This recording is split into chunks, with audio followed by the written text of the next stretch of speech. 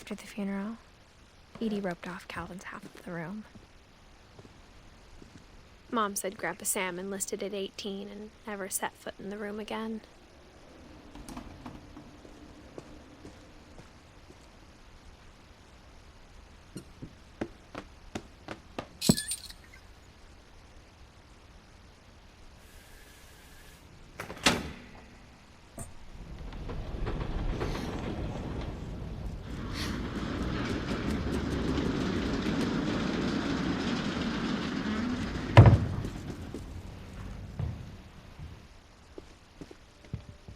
The passages were a pretty tight fit.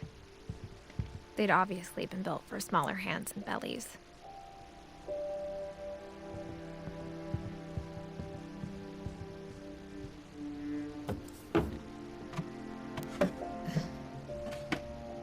Growing up, I always thought of Barbara as a child star.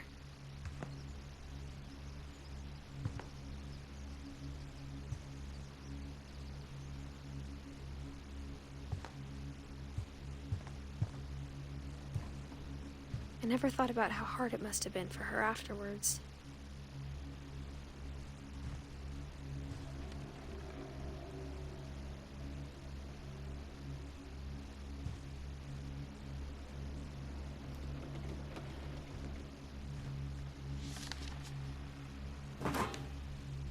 Of all the stories people wrote about Barbara's death, I'm surprised Edie saved this one.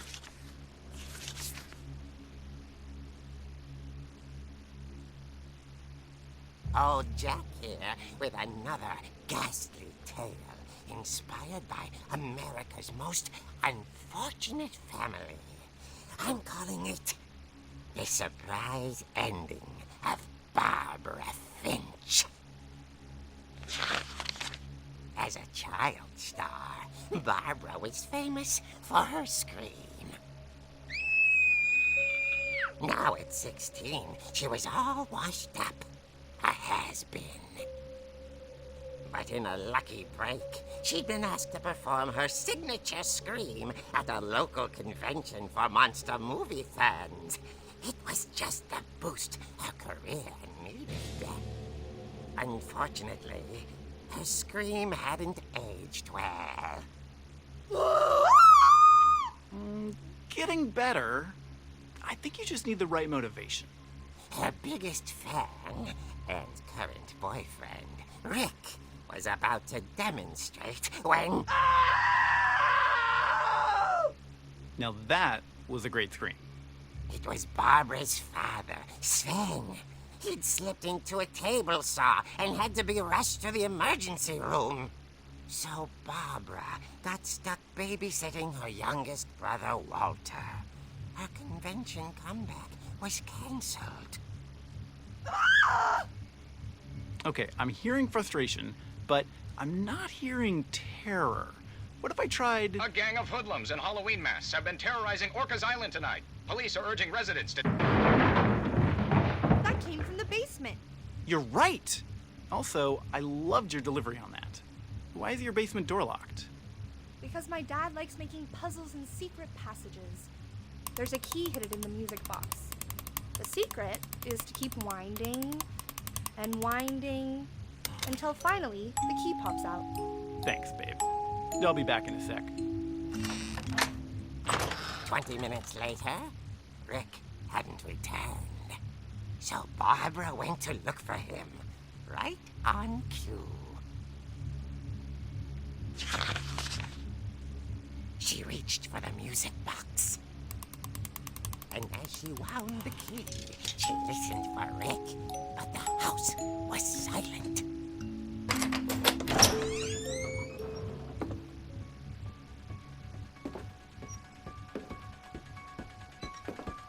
She found Rick's crutch and imagined the worst.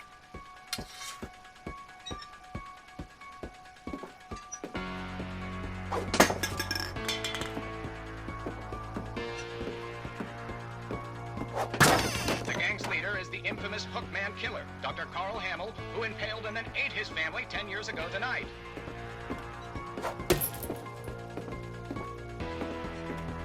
The old fib Finch rattled and grew still.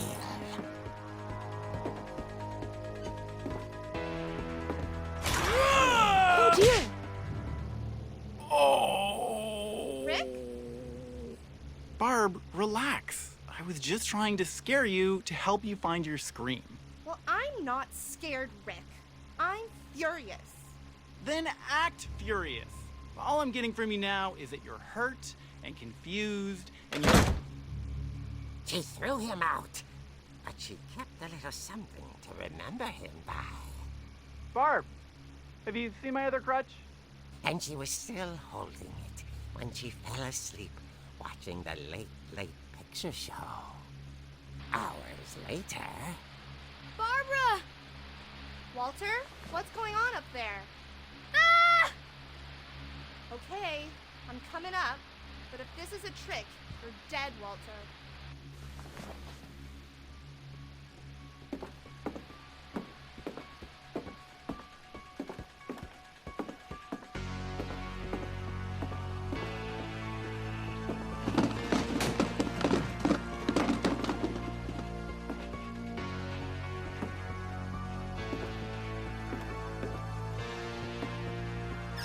Walter, are you there? Walter had vanished, but his bedside radio was still on. Orcas Island police describe the man as 6 feet tall, with a steel hook for a hand. Residents are urged to lock all doors and windows and notify the police of any suspicious activity. Barbara turned, saw the hook man, and was speechless. He was quite smashing. And tired he was. He couldn't get enough of Barbara. Okay, Barbara, there's gotta be another way out. That night, she played her part beautifully.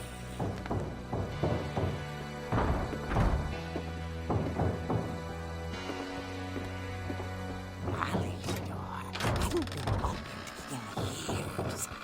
The hinges groaned.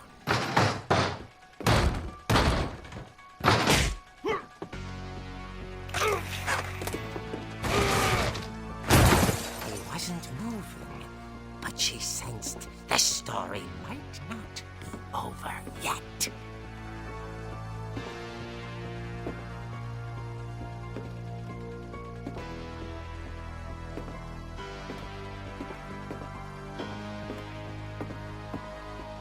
The hookman had vanished.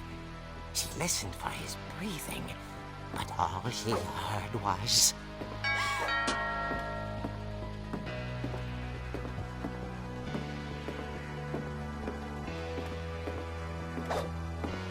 At the door, she heard whispering. It was coming from inside the house.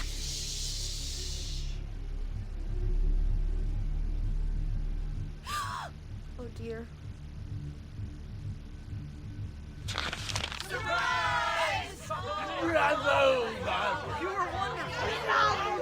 The monsters had come to surprise her. For Barbara, it was a dream come true.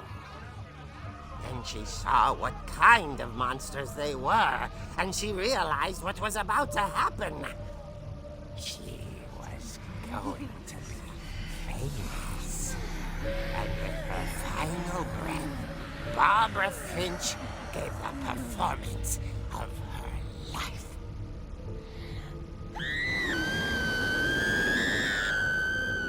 I wasn't there myself, but I hear Barbara was magnificent.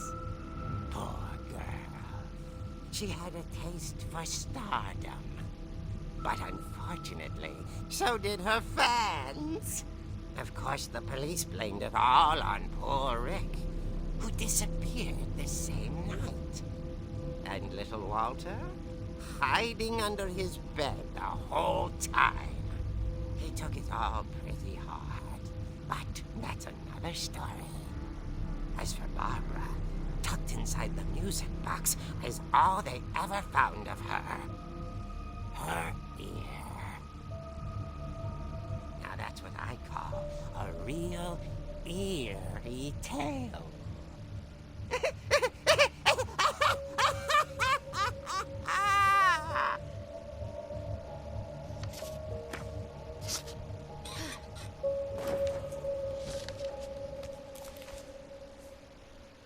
Edie told me all Barbara wanted was to be remembered, as absurd as that comic was. Maybe what Edie saw was a happy ending.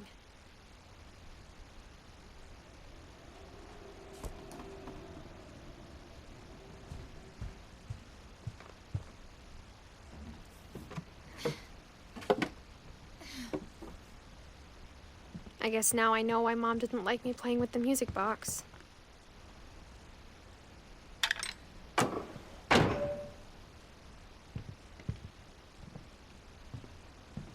Whenever people ask me about my family, the first thing they always want to know about is Barbara.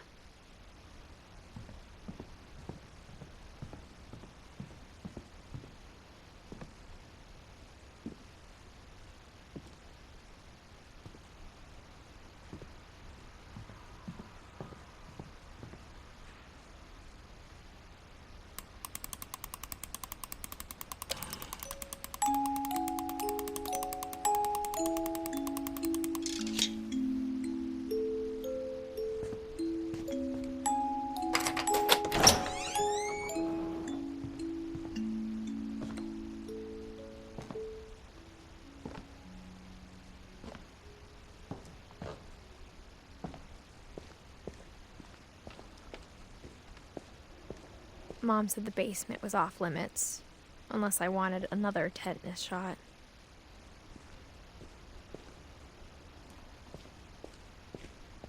I saw Edie sneak down to the basement once, carrying packages.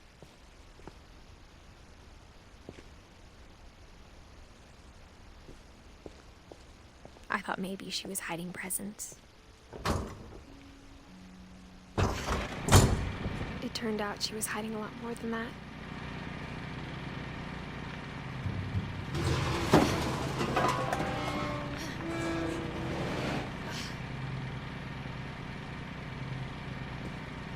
I remember asking Mom once about where Walter had gone. She said after Barbara died, he got as far away as he could. If there's a pattern in all these stories, I think it's that none of us has gotten very far.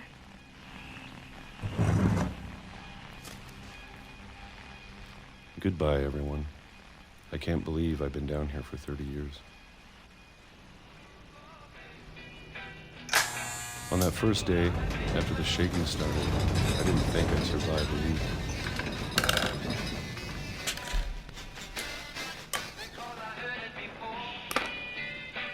But after a few days, I settled into a routine. That's what kept me sane. Having a schedule, living for today.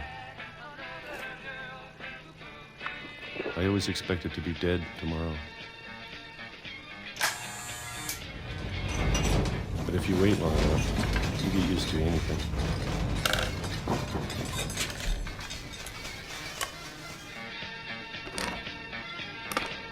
Even a monster on the other side of the door starts to feel normal. Almost friendly.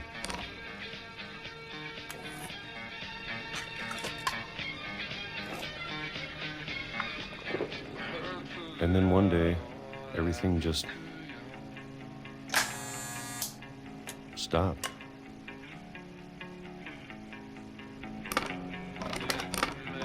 Whatever that thing was, it was gone.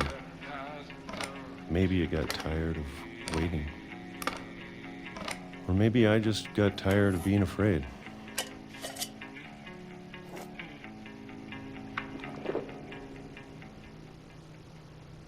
It's been a week now, the longest in 30 years. I'm done waiting. I have to leave while I still can.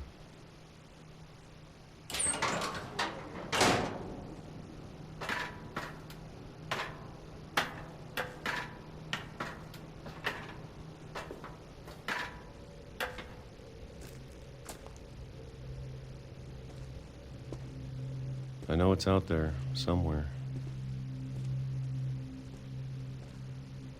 Whatever killed Barbara and Molly and Calvin. Maybe this is all a mistake. But I need to stop living the same day, even if it kills me.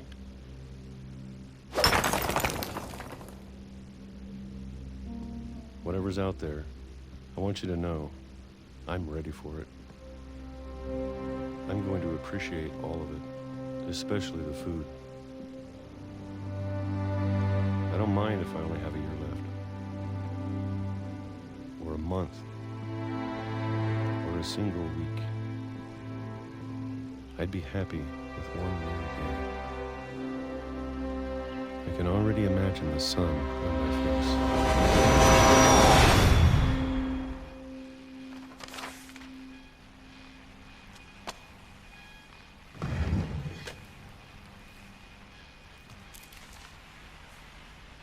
Walter died when I was 6. I can't believe my mom never told me he was down here.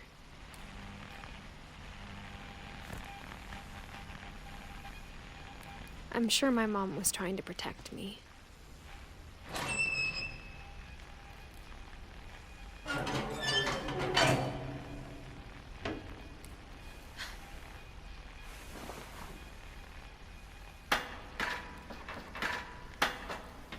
Maybe she was afraid I'd end up like Walter. But if she never told me about an uncle under the house, I can only imagine what else she was hiding. I don't want to make the same mistakes she made. Trying to bury something that's still alive.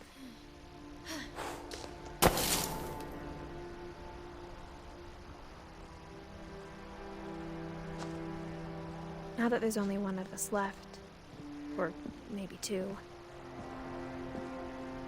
I thought it was time I heard the stories for myself and found out what happened to everyone else. But now I'm worried the stories themselves might be the problem.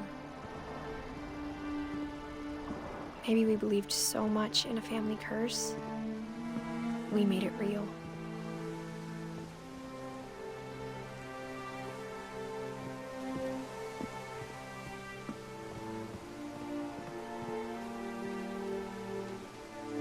I don't know if I should even be writing this.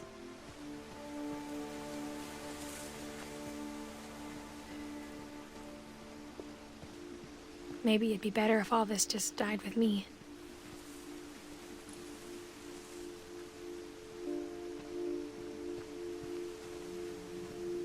But I thought you should know about your family.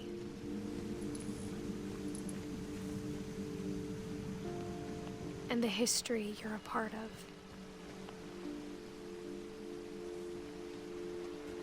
Though to be honest, I feel as lost as you probably do right now.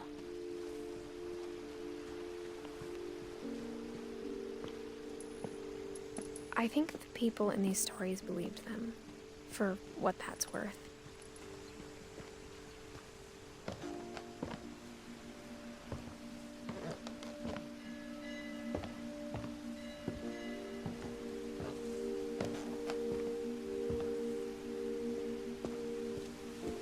Look at the house. It had that history of imagination and stubbornness and madness. Any of it seems possible.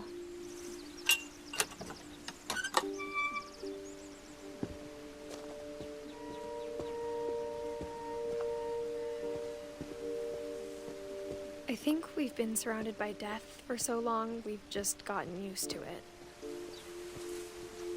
What kind of family finishes building a cemetery before starting the house?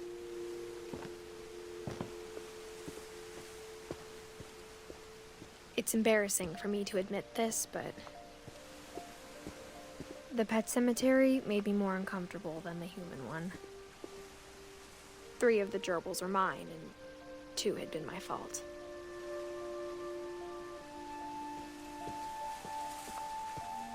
Sven built the house, but it was Edie who designed the cemetery.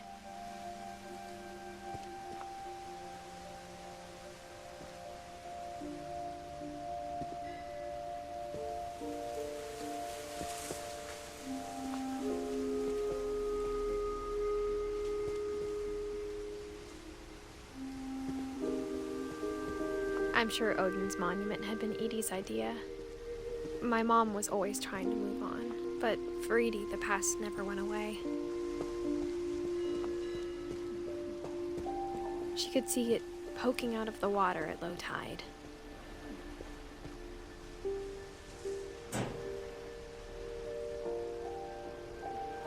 Edie said she dreamed about the old house every night.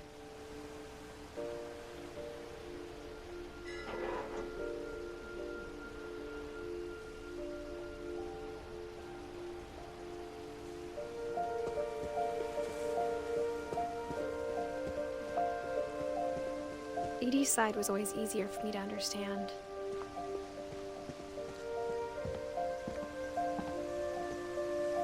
But the older I get, the more I can see where my mom was coming from. Her dad had been pretty strict, but it wasn't enough to save her brothers. She was just trying to do better.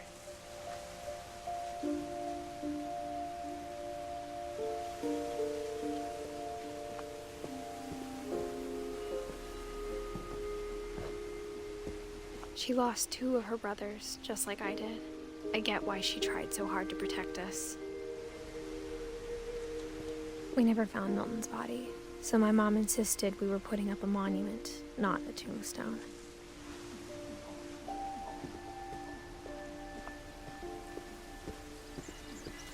There's so many things I wish I could ask my mom now. Part of me thinks this is what she wanted all along. For me to come back someday and find everything out for myself.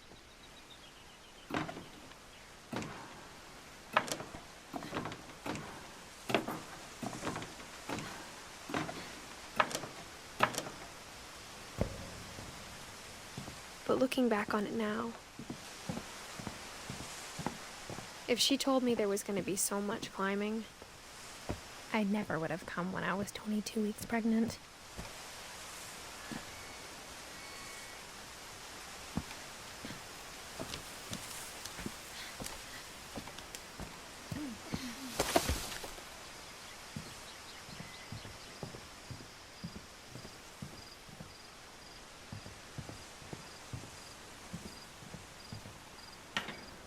I never met Grandpa Sam, but I think he and my mom had a lot in common.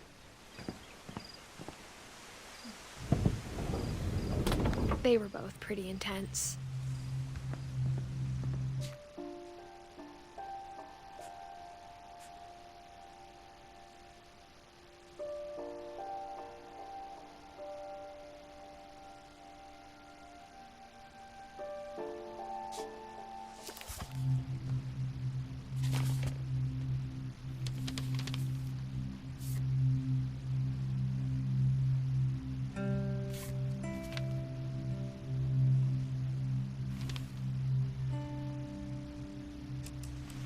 Dawn, I promise, you'll never forget this weekend.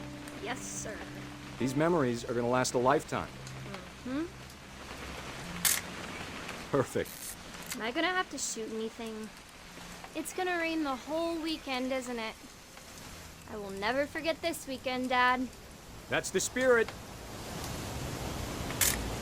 Okay, got it. I'm gonna take some pictures, okay?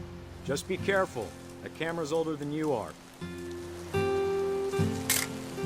Aw. Definitely should not have drunk all that coffee.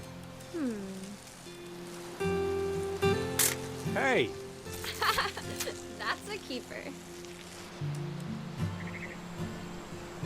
I'm just saying, I'm not always gonna be here, Dawn. You'll need to remember this stuff, if you want to survive. I'll be fine, Dad. You know who else thought he was gonna be fine? Some guy who died. Dawn, I'm being serious. I know, Dad. You're always serious. Doesn't being out here make you want to chill out?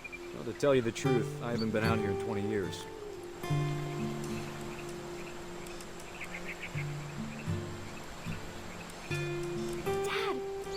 eyes, Dawn.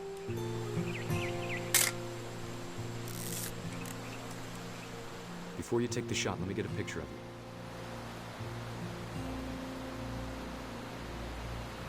Dad, I... Just breathe. Turn off your imagination. Focus on your target.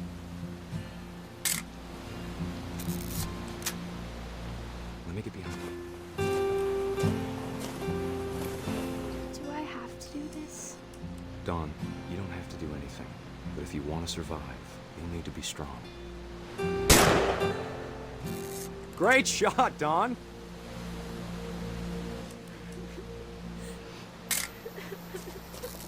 I'm proud of you, Dawn. Always remember that, okay? Dad, it's twitching. I think That's it's totally normal, Dawn.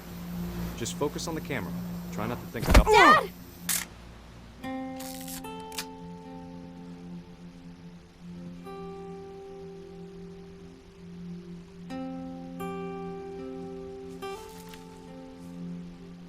Of all these stories, that's the one I wish most that my mom had told me.